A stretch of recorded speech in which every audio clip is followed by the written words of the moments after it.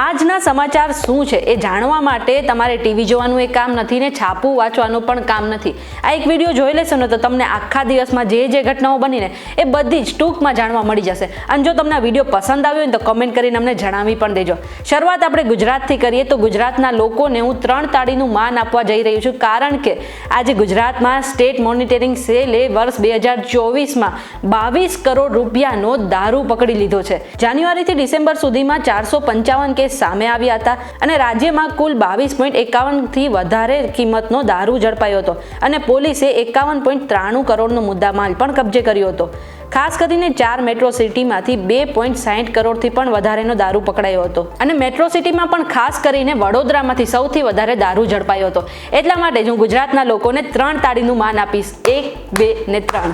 અરે તમે લોકોએ ક્યાંક છત્રી તો ક્યાંય સાચવીને નથી રાખી દીધી ને? કારણ કે આવનાર સમયમાં ફરીથી વરસાદ પડવાની સંભાવના વ્યક્ત કરવામાં આવી છે. હવામાન વિભાગે કહ્યું છે કે આવનાર સમયમાં ઠંડી તો પડશે જ, આ સાથે જ છૂટોછવાયો વરસાદ પણ પડશે અને વરસાદ પડ્યા બાદ ઠંડીનું જોર પણ વધશે.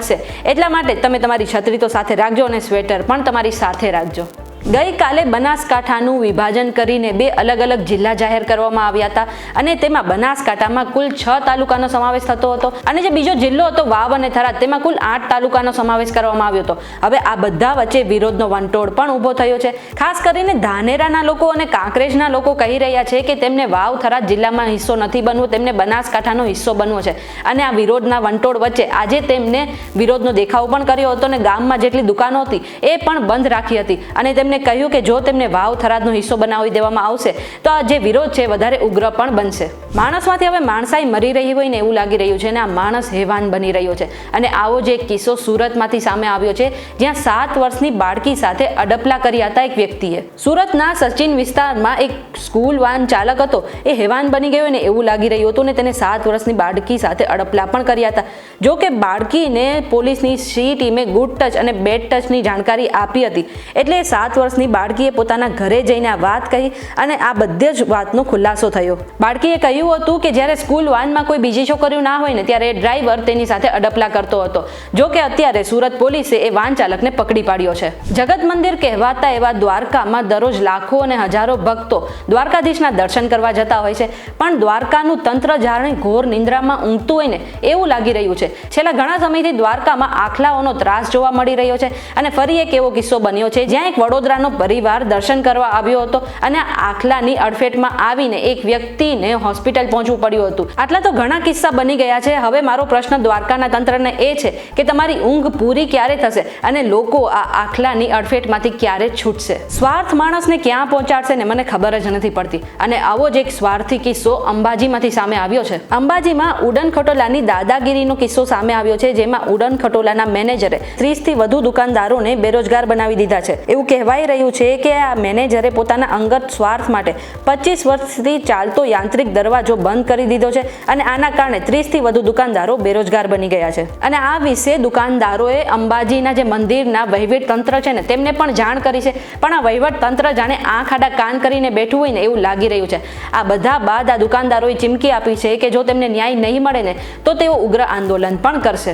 એક બાજુ સરકાર કહે છે કે તેમની પાસે પૈસા નથી અને બીજું બાજુ તંત્ર જે છે એ આંખ બંધ કરીને પૈસા ઉડાવે છે. અને આવો જ કિસ્સો પ્રયાગરાજમાંથી સામે આવ્યો છે, જ્યાં મહાકુંભનું આયોજન થવાનું છે. આ મહાકુંભના આયોજન માટે ફક્ત 2 મહિના માટે એક બ્રિજ તૈયાર કરવામાં આવશે, એ પણ 60 કરોડના ખર્ચે, અને 2 મહિના બાદ તેને તોડી પણ નાખવામાં આવશે. પ્રયાગરાજમાં ગંગા નદી પર 4500 ટન સ્ટીલ અને લોખંડ અને 1000 સ્ટીલના થાંભલા, આ બધા સહિત 60,000 રૂપિયાનો જે એક બ્રિજ તૈયાર કરવામાં આવશે. જો કે આ બ્રિજનું આયુષ્ય માત્ર 60 દિવસનું જ હશે. આ જે બ્રિજ છે ખાસ કરીને મહાકુંભ મેળા માટે જ બનાવવામાં આવી રહ્યો છે. એટલું જ નહીં, આ સ્ટીલ બ્રિજને શહેર સાથે જોડવા માટે બીજો 4 કિલોમીટર લાંબો અપ્રોચ રોડ પણ બનાવવામાં આવી રહ્યો છે. હવે અહીં સવાલ એ ઊભો થાય છે કે પ્રયાગરાજમાં જે ગંગા નદી પર એક બ્રિજ તો ઓલરેડી છે જ, તો આ 2 મહિના માટે બીજા સ્ટીલ બ્રિજનું શું કામ છે? એ તમને પેલી 2000 રૂપિયાની નોટ યાદ છે જે ગુલાબી રંગની આવતી હતી? એ નોટ બંધ થયા અને આશરે 1.5 વર્ષ થઈ ગયું છે, એમ છતાં પણ સંપૂર્ણપણે 2000ની નોટ જે છે સરકાર પાસે પાછી નથી આવી ગઈ અને આવું આરબીઆઈએ કહ્યું છે. આરબીઆઈએ ગુલાબી નોટને લઈને એક મોટું અપડેટ આપતા કહ્યું કે લોકો પાસે હજુ પણ 6,691 કરોડ રૂપિયાથી પણ વધુની આ ચલણી નોટો છે અને બેંકના જણાવ્યા અનુસાર 2000 રૂપિયાની કુલ સર્ક્યુલેશન નોટમાંથી 98.12% નોટો હજુ પરત આવી છે. એટલા માટે જો તમારી પાસે પણ આ 2000ની નોટ પડી હોય ને તો મારું માનો અને આરબીઆઈને પરત આપી દો. આપણે બધાએ ધૂમધામથી ન્યૂ યરની ઉજવણી કરી, પણ અમેરિકામાં આ જે ન્યૂ યર છે ને એ ઘણો જીવલેણ સાબિત થયો છે અને અમેરિકામાં કુલ 3 ખતરનાક હુમલાઓ પણ થયા છે. અમેરિકામાં નવા વર્ષની ઉજવણી કરતા લોકો પર ટ્રક ચડાવી અને ફાયરિંગ કરવામાં આવ્યું હતું અને આ ફાયરિંગમાં આશરે 12 લોકોની હત્યા પણ કરી દેવામાં આવી છે અને 30થી વધારે લોકો ઘાયલ થયા છે. જો કે સુરક્ષા કર્મીઓએ આ ફાયરિંગ કરનાર ડ્રાઈવરને મારી પણ નાખ્યો છે અને અમેરિકા કહે છે કે આ કોઈ આતંકી હુમલો ન હતો. બીજી તરફ ન્યુયોર્કના એક નાઇટ ક્લબમાં સામૂહિક ગોળીબારનો પણ મામલો સામે આવ્યો છે, જેમાં અત્યાર સુધી 11 લોકોની ગોળી મારીને હત્યા કરી દેવામાં આવી છે. અને આ જે ઘટના હતી ન્યુયોર્કના ક્વીન્સ શહેરમાં બની હતી. જો કે અમેરિકાનું ન્યૂ યર તો બગડ્યું, પણ તમારું ન્યૂ યર કેવું રહ્યું ને અમને કમેન્ટ કરીને જરૂરથી જણાવી દેજો. કેન્દ્ર સરકારે રાષ્ટ્રીય રમત પુરસ્કારની જાહેરાત કરી છે અને આખરે મનુ ભાકર અને ડી ગુકેશ જેવા 4 ખેલાડીઓને ખેલ રત્ન પણ આપવામાં આવશે. સાથે જ 32 ખેલાડીઓને અર્જુન એવોર્ડ તો મળી જ ગયો છે, પણ હવે મનુ ભાકર, ચેસ ખેલાડી ડી ગુકેશ અને હોકી ખેલાડી હરમનપ્રીત સિંહ સાથે જ પેરા એથ્લેટ ખેલાડી પ્રવીણ કુમારને પણ ખેલ રત્ન એવોર્ડ આપવાની જાહેરાત કરી છે. બીજી તરફ આપણે ટીમ ઇન્ડિયાની વાત કરી લઈએ તો ટીમ ઇન્ડિયા અત્યારે ઓસ્ટ્રેલિયામાં બોર્ડર ગાવસ્કર ટ્રોફી રમી રહી છે અને આ ટ્રોફીની 5 સિરીઝમાંથી છેલ્લી મેચ આવતીકાલે રમાવાની છે.